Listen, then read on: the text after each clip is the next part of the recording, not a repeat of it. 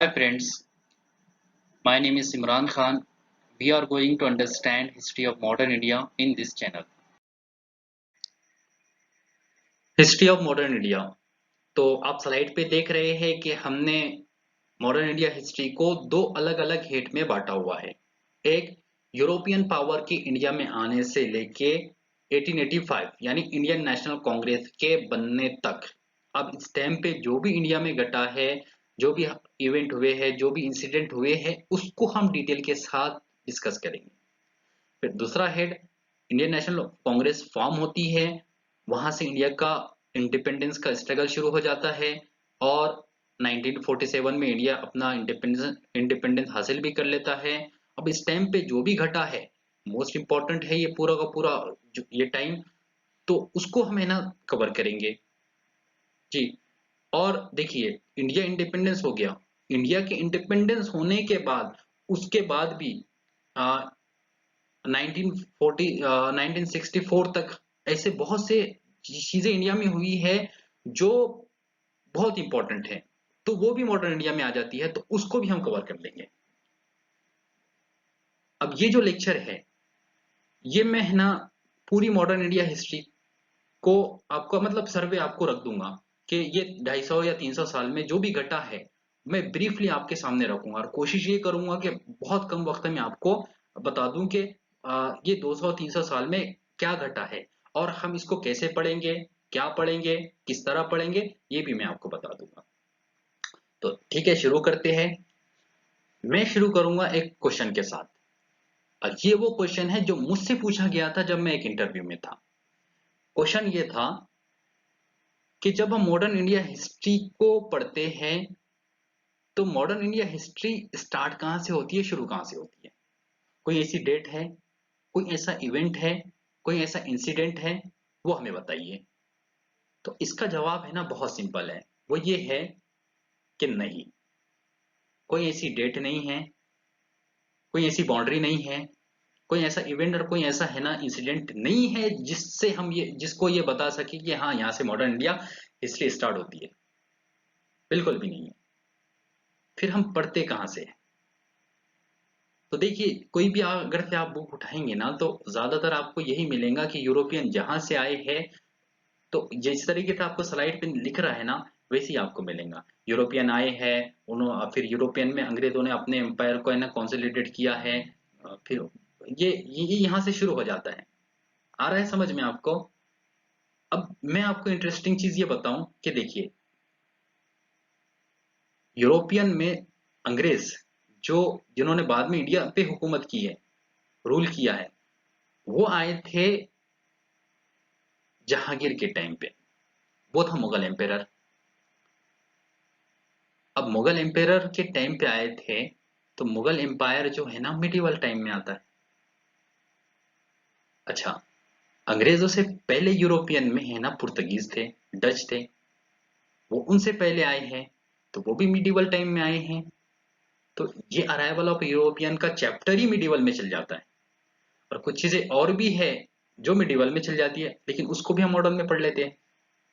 तो उसका यही चीज है कि हमने ये चीजें जो बांटा है, डिवाइड किया है टाइम को, ये पूरे हिस्ट्री को, जिसका है ना क्लासिफिकेशन किया है, ये हमारे अपने सिंपलिसिटी के लिए किया है ताकि हम आसानी से समझ जाए हिस्ट्री को। डिमार्केशन जो है ना टाइम का, ये इसलिए थोड़ी ना है कि फिक्स करके रख दिया हमने सारी चीजें, नहीं, ये हमारे लिए है भाई। तो इसीलिए मॉडर्न इंडिया जब पढ़ते हैं हम, तो हम इसको ऐसे ही पढ़ते हैं कि यूरोपियन आए हैं, बाद में अंग्रेजों ने रूल किया है, फिर हमारा फ्रीडम, ये सारी चीजें उसमें कवर हो जाती है। ठीक है जी, ये हमारी सिंपलिसिटी के लिए। ठीक है, तो अब शुरू करते हैं। जो हमारा जो पहली ही चीज जो चैप्टर हम पढ़ाएंगे आपको, वो यूरोपियन जो नेशंस थे, उनका इंडिया में आना, उनका इंडिया में आगमन, उनका अराइवल, कैसे आए हैं, क्यों आए हैं, क्या मजबूरी थी उनकी कि वो इंडिया में आए हैं, क्या इंडिया उनकी डिजायर्ड लैंड थी। वास्को डी गामा सबसे पहले इंडिया में आया है, जिसे हम कहते हैं कि वास्को डी गामा ने इंडिया को डिस्कवर किया है। क्या ये कहना सही है कि वास्को डी गामा ने इंडिया को डिस्कवर किया है कि इंडिया उससे पहले दुनिया के सामने नहीं था? क्या हम ये कह सकते हैं? अगर ये बुक में लिखा हुआ है तो क्या ये सही है? क्या वास्को डी गामा से पहले यूरोपियन इंडिया से ट्रेड नहीं करते थे? क्या सी के रूट से नहीं करते थे? लैंड के रूट से नहीं करते थे? जी, क्या हमारे पास इसके प्रूफ नहीं है? तो ये सारे क्वेश्चन हम डिस्कस करेंगे डिटेल के साथ, क्योंकि हमारा काम ही है। मैं जो आपसे कह रहा हूँ डिटेल के साथ पढ़ाऊंगा, तो ये सारी चीजें फिर आपको जानना जरूरी है। अब यूरोपियन में जब आप देखते हैं, पुर्तगीज आए, डच आए, ब्रिटिश आए, ब्रिटिशरों ने अपने इंडिया में कदम जमा लिए, आपस में लड़ते भी थे। ये सिर्फ इंडिया में नहीं आए थे बल्कि साउथ ईस्ट एशिया में भी आए थे, और इनका जो प्राइमरी मोटिव था वो ट्रेड था। बाद में हम देखते हैं ट्रेड के साथ साथ इन्होंने फिर है ना, इनिशियली इन्होंने क्या किया है, यहाँ के जो छोटे छोटे रूलर थे साउथ इंडिया में और इंडिया के जो कोस्टल रीजन पे, उनके जो पॉलिटिकल अफेयर थे उनमें इंटरफेयर करना शुरू किया था, और आपस में फिर ये अपने प्रॉफिट के लिए, अपने फायदे के लिए एक दूसरे को लड़ा भी देते थे। तो इस तरीके से पहले स्टार्ट इस तरीके से किया उन्होंने। फिर बाद में हम देखते हैं कि वो बढ़ते बढ़ते उन्होंने फिर है ना, जो बड़े बड़े राजा थे, नवाब थे, उनके पॉलिटिकल अफेयर में उन्होंने मदाखलत करना शुरू कर दी, इंटरफेयर करना शुरू कर दिया। पहले तो वो सिर्फ क्या करते थे, लड़ाते थे, लड़ा कर है ना अपना जो बिजनेस है उसको बढ़ाते थे, अपने फायदे के लिए है ना, वो सारा काम करते थे। बाद में उन्होंने कॉन्स्पिरेसी करना शुरू कर दी, कॉन्स्पिरेसी करना शुरू कर दी।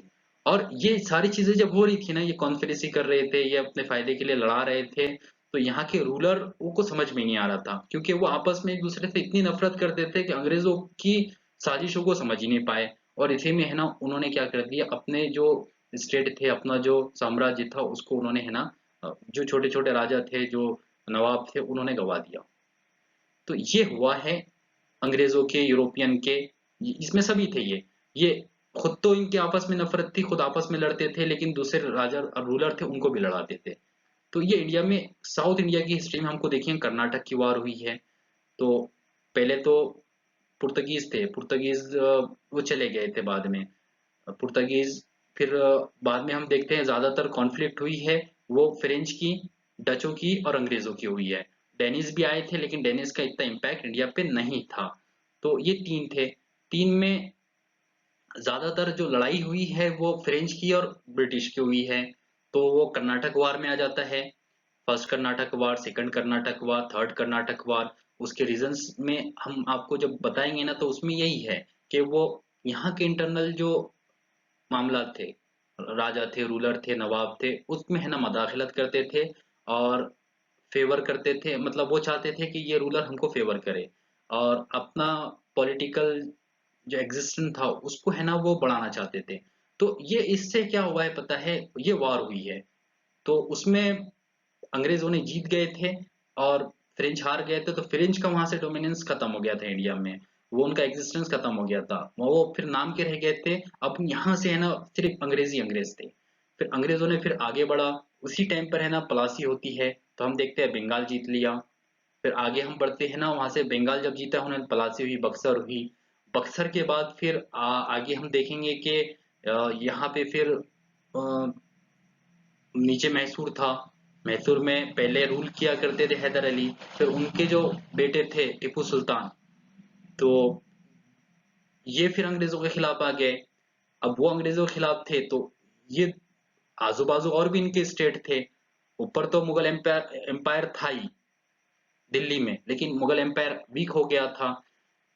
जब मुगल एम्पायर वीक हुआ है ना, तो उसी टाइम पे हम देखते हैं कि आपने एक चीज देखे होंगे, कुछ स्टेट आते हैं, एक तो कुछ इंडिपेंडेंट स्टेट थे, एक सक्सेसर स्टेट की भी कॉन्सेप्ट आता है। ये है ना महाराष्ट्र के जो सेट के एग्जाम में ये क्वेश्चन पूछा था सक्सेसर स्टेट के बारे में, ये अभी दिसंबर के इसमें 2023 में। तो वो जो सक्सेसर स्टेट है उसमें एक आता था बंगाल, एक आता था अवध और एक आता था हैदराबाद। तो ये तीन स्टेट थे, इसे सक्सेसर स्टेट कहते हैं, जो सेमी इंडिपेंडेंट थे। और बाद में जाके इन्होंने अपना इंडिपेंडेंट घोषित कर दिया था, पहले अंडर द मुगल ही था, लेकिन खुद से ये रूल किया करते थे अपने, तो इसलिए इनको सक्सेसर स्टेट कहा गया है। ठीक है जी। मराठा थे, मराठा अपना डोमिनेंस बढ़ा रहे थे, नॉर्थ में जा रहे थे। अब फिर हम देखते हैं कि उन्होंने फिर इतने पावरफुल हो गए थे मराठा। और ऊपर हम देखेंगे बाद में जाके है ना रणजीत सिंह आए थे तो सिख भी फिर पावरफुल हो गए थे ऊपर।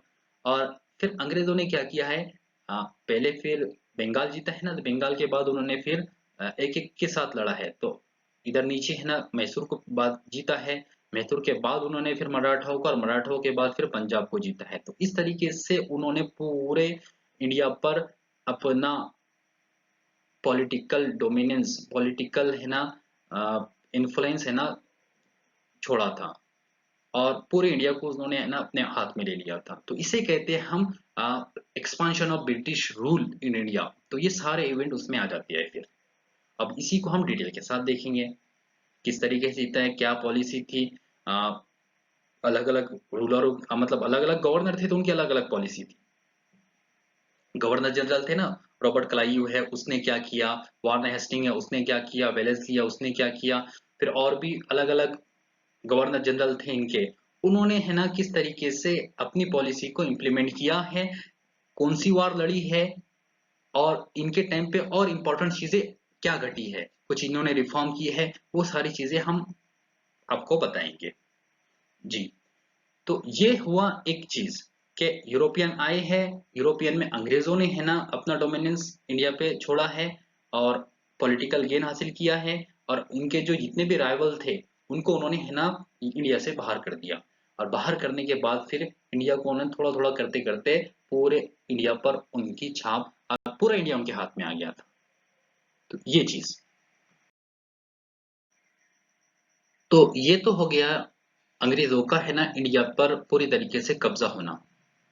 लेकिन अंग्रेजों का है ना इंडिया पे जो कब्जा हुआ है वो ऐसा ही नहीं हुआ, उन्होंने बहुत सारी चीजें सीखी है, और वो सीखी है उन्होंने खुद मार खा के या किसी को मार खाते हुए देखकर। एक चीज जो उन्होंने है ना पुर्तगीज से सीखी थी वो ये कि पुर्तगीज जब इंडिया में आए थे तो वो ये समझे कि हम ऐसी जगह पर आ गए हैं कि जहाँ के लोग जो है ना बहुत सेवेज है, यहाँ पे अगर से हमें ना क्रिश्चियनिटी को फैला दे। तो वो उनके अंदर रिलीजियस जेल था, जिसके वजह से वो बस एक ही चीज दिख रही थी उनके सामने, कि बस क्रिश्चियनिटी को फैलाना। और वो फिर मिशनरी आ जाती थी और पूरी तरीके से रिलीजियस को फैलाते थे, जिसकी वजह से यहाँ के रूलर थे वो नाराज हो गए थे पुर्तगीजों से। तो पुर्तगीजों के डिक्लाइन के पीछे एक रीजन था कि वो रिलीजियसली बहुत ज्यादा एक्टिव थे, और वो रूल से ज्यादा रिलीजियस को फैलाना चाहते थे, जो यहाँ के रूलर पसंद नहीं करते थे। तो अंग्रेजों ने ये चीज सीखी थी कि अगर से हमें इंडिया में रहना है तो रिलीजियस के मामले में इंडिया से बिल्कुल भी है ना हम हमारे मिशनरी को है ना अलाउ नहीं करेंगे, हमें यहाँ ट्रेड करना है, उसी पे फोकस करना है, रिलीजियस बिल्कुल भी नहीं। तो रिलीजियस को एक्साइट कर दिया था उन्होंने, और अपना रूल कर रहे थे। फिर बाद में जैसे जैसे वो आगे बढ़े तो फिर उनके अंदर भी एक है ना वक्त के साथ साथ है ना क्या हुआ है, एक चीज पैदा हुई थी कि अब रूल करना है हमें, अब इलाके जीतना है। तो उन्होंने फिर है ना इलाके जीतना शुरू कर दिए, लेकिन ऐसे टाइम पे शुरू किए जिस टाइम पे है ना मुगल एम्पायर औरंगजेब थे। तो वो ऐसा टाइम था कि वहां पे उन्होंने बहुत बुरी मार खाई थी। और एक ऐसा भी वक्त आया है हिस्ट्री में कि अंग्रेजों को अपना बोरिया बिस्तरा इंडिया से उठा लेना पड़ा था। लेकिन उन्होंने एक मक्खराना चाल ऐसी चली थी जिसकी वजह से अंग्रेज हिस्ट्री में बहुत बदनाम है। वो मैं आपको बताऊंगा कि औरंगजेब ने किस तरीके से, वो कब, ये टाइम जो था ना 1685 से लेके 90 के टाइम, ये टाइम है 90, 1685 से लेके 1690 तक। तो ये टाइम में अंग्रेजों को बहुत बुरी तरीके से हारना पड़ा था, और उनका बोरिया बिस्तरा तक उठ गया था। लेकिन उन्होंने ऐसी गंदी चाल चली थी जिसकी वजह से वो बदनाम है हिस्ट्री में। अब वो था क्या, तो वो हम आपको बताएंगे। अब उसके चाल के वजह से उनका है ना बोरिया बिस्तरा जो लपेट गया था उनको फिर से है ना जगह दे दी गई, चलो ठीक है वापस आ जाओ। और फिर वहां से उन्होंने ये चीज सीखी है कि कोई भी अगर से बड़ा रूलर है तो उससे नहीं उलझना, और मौका देखना, जब कमजोर हो जाएंगे उस वक्त है ना हमला करना। जब तक मजबूती है, जब तक है ना स्ट्रांग है, जब तक है ना चापलूसी करना है, और बाद में जैसे ही है ना वीक हो जाएंगे तो फिर खाना शुरू करना है। तो ये एक उनकी पॉलिसी थी जो लास्ट तक चालू रही है। वो कब? जब खुद मार खाए थे तो वो भी हम बताएंगे। अलग अलग टाइम पर गवर्नर जनरल आए हैं ना, तो हाँ, उनकी पॉलिसी भी बदल जाती थी। कोई भी ऐसा बाहर अगर से इंसिडेंट होता था, क्योंकि यूरोप था और अंग्रेज तो यूरोप के थे ना, वहां पे तो वो पावरफुल हो रहे थे, इंडिया उनकी कॉलोनी थी, वो बना रहे थे, इंडिया जैसी कॉलोनी बना रहे थे, अमेरिका में कॉलोनी बना रहे थे, ईस्ट एशिया में कॉलोनी बना रहे थे, चाइना में जाके कॉलोनी बाद में बना रहे थे, तो कॉलोनी तो हर तरफ बना रहे थे यूरोपियन। तो अंग्रेज भी इंडिया में उनकी बड़ी कॉलोनी थी। तो ऐसे ही है ना, जब बड़ा एम्पायर बन जाता है ना, तो उनको है ना दूसरे एम्पायरों से भी खतरा होता है। तो कभी भी इंडिया में उन्होंने जो पॉलिसी अपनाई है, ज्यादातर जो पॉलिसी थी वो थी एक्सपांशन की, लेकिन एक्सपांशन की पॉलिसी को उस वक्त रोका है जब उनको डेंजर था बाहर से। तो अलग अलग टाइम पे कभी रशिया से डेंजर रहा तो फिर यहाँ पे उन्होंने है ना समझौता कर लिया। कभी है ना नेपोलियन बोनापार्ट जब वो राइज हुआ उसका, तो फिर उन्होंने यहाँ पे है ना समझौता कर लिया यहाँ के रूलरों से। तो बाहर से जब डेंजर था तो अपनी पॉलिसी चेंज कर दिया करते थे, और जैसे ही बाहर से डेंजर खत्म हो गया तो फिर पॉलिसी बढ़ाते थे, एक्सपांशन की पॉलिसी। और फिर बाज औक़ात तो ऐसा भी किया इन्होंने, जो रूलर जो गवर्नर जनरल बहुत इलाके जिसने जीत के दे दिया, और मतलब जैसा कि एक एग्जांपल लीजिए वेलेस्ली की, वेलेस्ली ने क्या किया, मैसूर को जीता, वेलेस्ली ने क्या किया, मराठा को हराया, लेकिन बाद में वेलेस्ली को क्या किया गया, वापस बुला लिया गया कि आजा बेटा अब तेरा काम नहीं है, क्यों, बोनापार्ट का खतरा है, तू यहाँ पे एक्सपांशन कर रहा। तो ऐसा भी हुआ है कि गवर्नर जनरल को इन्होंने बुला के वहां पे सजा दी है, क्योंकि ये हिस्ट्री का एक ऐसी चीज है ना साहब, कि आपको मालूम होना चाहिए कि वहां से रूल वहां से हो रहा है, गवर्नर को फॉलो करना है, गवर्नर नहीं सुनेगा तो गवर्नर को बुला लेंगे फिर, और गवर्नर को फिर वहां पे सजा देंगे। तो ये हुआ है कि तुमने अगर से यहाँ गलती करना है तो सजा वहां पे आपने भुगतना है। तो ये चीजें मैं आपको बताऊंगा। गवर्नर बहुत सारी इंटरेस्टिंग चीजें हैं वो, जैसे जैसा पढ़ाऊंगा तो बहुत सारी चीजें आपको बता दूंगा। तो ये इस टाइम पे हुआ है। और देखिए जो हुआ है ना, ये 19 सेंचुरी का जो स्टार्ट का टाइम है, तो ये टाइम पे क्या हुआ था, अंग्रेज जब अपनी छाप छोड़ गए थे, तो हम देखते हैं कि अंग्रेजों का पूरे इंडिया पे है ना 1850 तक तो है ना, 1857 तक तो पूरे उन्होंने तो फिर तो मुगलिया एम्पायर को भी खत्म कर दिए थे। और बाद में हम देखते हैं पूरा मतलब बंगाल, मैसूर, मराठा, महाराष्ट्र, पंजाब, ये पूरा उनके हाथ में आ गया था, मतलब टोटल इंडिया उनके हाथ में आ गया था। अब छोटे छोटे राजा रजवाड़े थे वो भी डरा करते थे, और वो भी चाहते थे कि भाई किसी तरीके से अंग्रेजों की छत्र छाया में हमको रहने का मौका मिल जाए, बहुत जय नसीब हो जाएंगे हम। लेकिन अंग्रेज थे मक्कार, वो दोस्ती तो करते थे, लेकिन कब दोस्ती के हाथ को पकड़कर वो है ना मुड़प ले और अपने दोस्त को कब खा जाए, ये कोई नहीं बता सकता था। तो हम देखते 1857 की जो वॉर हुई थी वो भी इम्पोर्टेंट है, एक बगावत है, एक रिवॉल्ट है, उसके पीछे एक रीजन क्या था, डिस्कस करेंगे। अलग अलग व्यू है, कोई कुछ कहता है कोई कुछ कहता है, मेरा अपना पर्सनल व्यू है, मैं शेयर करूंगा, बहुत इंटरेस्टिंग है। मैं आपको बताऊंगा कि इसके ये स्टार्ट किसने किया, कैसे किया, ये तो हम बात करेंगे। रीजंस क्या थे, बिल्कुल उस पर डिस्कस करेंगे। कोर्स ऑफ वॉर क्या था, कोर्स ऑफ रिवॉल्ट क्या था, बिल्कुल डिस्कस करेंगे। उसके है ना आ, उसके सिग्निफिकेंस क्या थे, उसके है ना बाद में हम देखेंगे ना उसका इम्पैक्ट क्या पड़ा, इस पे हम बात बिल्कुल करेंगे। लेकिन साथ में ऐसे व्यू भी हम आपको शेयर करेंगे जो आपके लिए इम्पोर्टेंट है, जिसका समझना। बहुत से जो हिस्टोरियन हैं उन्होंने व्यू दिए हैं ना वो, और एक मेरा पर्सनल व्यू है वो भी मैं आपको रखूंगा कि 1857 की जो वॉर हुई है वो असल उसके पीछे था कौन, शायद आपको जानने में खुशी होगी, जो मेरा व्यू है। जी, ये देखिए 1857 तक हुआ है ना, 1857 से पहले है ना और भी कुछ घटा है। वो क्या था, वो ये था कि अंग्रेज जो थे ना, वो यहाँ के जो ट्राइबल थे, ट्राइबल पीपल या किसान थे, जो गांव में किया करते थे, अंग्रेजों का इंटरेस्ट जो था ना, वो ज्यादातर उनके जो जितने भी मतलब बड़े ऑफिसर थे वो शहरों में ही रहा करते थे। गांव में क्या किया करते थे, ये अपने गुमाश्तों को भेज दिया करते थे, जिसे हम एजेंट कहते थे। और ये जो रहते थे ना एजेंट, ये गांव में जाके है ना वहाँ के जो पीजेंट्स हैं उनको सताया करते थे। मतलब गांव का पूरा एडमिनिस्ट्रेशन जो था ना वो गांव के लोगों के हाथ में था, जो मुखिया हुआ करता था। लेकिन ये जो कंपनी के एजेंट थे ना, ये जाके उनको सताते थे। ये जाके उन पर है ना मतलब जुल्म ज्यादती किया करते थे, क्रूरटी के साथ पेश आते थे, अगर से उनकी मांगे अगर से पूरी नहीं होती थी तो जिसकी वजह से क्या था पता है, जिसके वजह से जो पिजेंट थे वो अंग्रेजों के बारे में है ना कभी भी उनका व्यू जो था ना पॉजिटिव नहीं था, बिल्कुल भी पॉजिटिव नहीं था। और ऐसे ही इन्होंने है ना ट्राइबलों के साथ किया।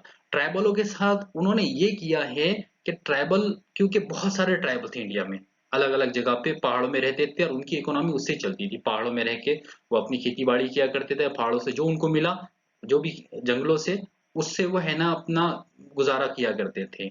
अब इनको ये चीज सूझी क्यों ना ऐसा हो जाए कि ये जो जितने भी ट्राइबल है इनको एक जगह जमा कर दिया जाए, और ये जो जंगल है जंगल को हम यूज कर ले, और जंगल को यूज करने के बाद ये ट्राइबलों को खेती करने लगा दे और इन पर है ना फिर टैक्स थोप दे।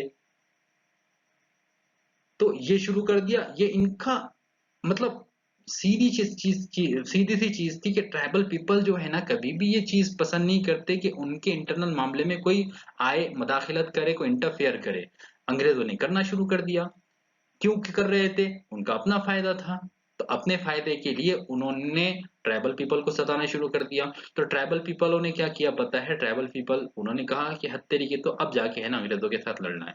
उन्होंने लड़ना शुरू कर दिया था। अब ये जो ट्राइबल रिवॉल्ट हुए हैं, पीजेंट्स रिवॉल्ट हुए हैं, ये अलग अलग टाइम पे हुए हैं। बहुत मतलब आपको पूरे लेंथ में मिलेंगे। अलग अलग भीलों ने रिवॉल्ट किया है, संतालों ने किया है।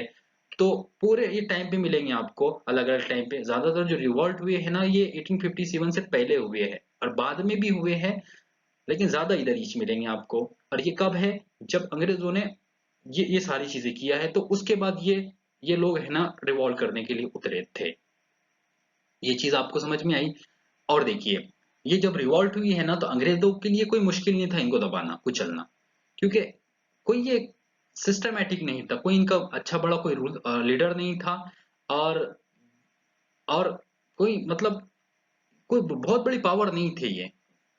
तो अंग्रेजों ने इनको इजीली कुचल दिया, बहुत इजीली। अब बाद में फिर है ना कोई सेटलमेंट करके उनको फिर अपनी शराइत पर है ना उनको फिर वहां पे उनको जो भी उनकी जिम्मेदारी थी वो दे दी। ठीक है जी। अब इसी टाइम पर है ना इनकी इकोनॉमी जो चल रही थी, जिस पर है ना इंडिया के ऊपर है ना इकोनॉमिकल इम्पैक्ट जो पड़ा है ब्रिटिश रूल का, ये बहुत गहरा पड़ा है, जिसके ऊपर अलग अलग व्यू है। दादा भाई नेहरू जी जो बाद के जो फिलोसोफर, माफ कीजिए, जो थिंकर थे, बाद के जो रिफॉर्मर थे, उन्होंने अपना व्यू दिया है कि अंग्रेज क्या कर रहे हैं, हमसे ही लूट रहे हैं और हमारी इकोनॉमी को है ना जाकर है ना उड़ल रहे हैं जाके यूरोप में। मतलब हमारे पैसे ले रहे हैं, यहाँ पे आते हैं, सर्विस करते हैं, बड़े बड़े पोजीशन पे खुद ही रहते हैं और यहाँ की पूरी इनकम है ना जाके उड़ेलते हैं यूरोप में। तो फिर उस पर है ना व्यू अलग अलग मतलब व्यू था कि ये मतलब बाद में ये चला है कि भाई आप अंग्रेजों को ये नहीं करना चाहिए। जो हमारे जितने भी राइटर थे, जितने भी है ना रिफॉर्मर थे, तो उन्होंने क्रिटिसाइज किया अंग्रेजों को इस चीज पर कि आप ये मत कीजिए। और इंडियंस को जागरूक किया है कि ये इंडिया ये इस तरीके से कर रहे हैं ना तो ये हमारा नुकसान हो रहा है इसमें।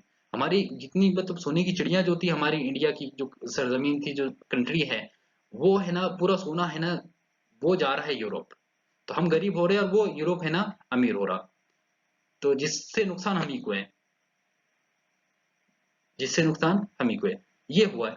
तो अभी देखिए, ये जो इकोनॉमिकल इम्पैक्ट है, तो एक तो ये था कि हमारा जो सोने की चिड़िया जिसे हम कहते थे, ये कंगाल हो गए हम। दूसरी चीज, हमारे यहाँ के जितनी भी इंडस्ट्री थी, जितनी भी फैक्ट्रियां थी, जितनी भी मतलब छोटे छोटे कारोबार थे, जितने आर्ट्स एंड क्राफ्ट थे, जितने मतलब कल्चरल जितनी भी चीजें थी, वो है ना इन्होंने है ना इसको क्या कर दिया, डिक्लाइन कर दिया। इसको है ना इन्होंने क्या कर दिया, खत्म कर दिया। क्योंकि ये जो राजा थे, नवाब थे, रूलर थे, ये खत्म हो गए, इनके पास पैसा नहीं रहा, ये कंगाल हो गए। तो इन्होंने पेट्रोलाइज करना बंद कर दिया। यूरोपियन तो करते नहीं थे। क्यों?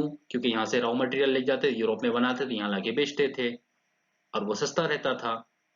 और उस पे वो इनकम, वो टैक्स भी लगाते नहीं थे। यहाँ का जो बनता था उस पर टैक्स लगा देते थे। वो यूरोप में जाता नहीं था, तो बाहर एक्सपोर्ट नहीं होता था इंडिया का सामान। इंडिया में जब बेचते थे तो वो महंगा रहता था, तो यहाँ का जितना भी बनता जो बनता था वो बिकता नहीं था।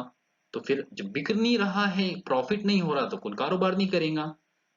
और यूरोपियन यहाँ से लेके जा रहे हैं, उनको टैक्स नहीं लग रहा है ऊपर उनके, यहाँ से लेके जा रहे हैं उस पर टैक्स नहीं, वहां से आ रहा है टैक्स नहीं, तो सस्ते में जा रहा है, सस्ते में बन के आ रहा है, सस्ते में बेच रहे हैं, तो उनका वो प्रॉफिट है।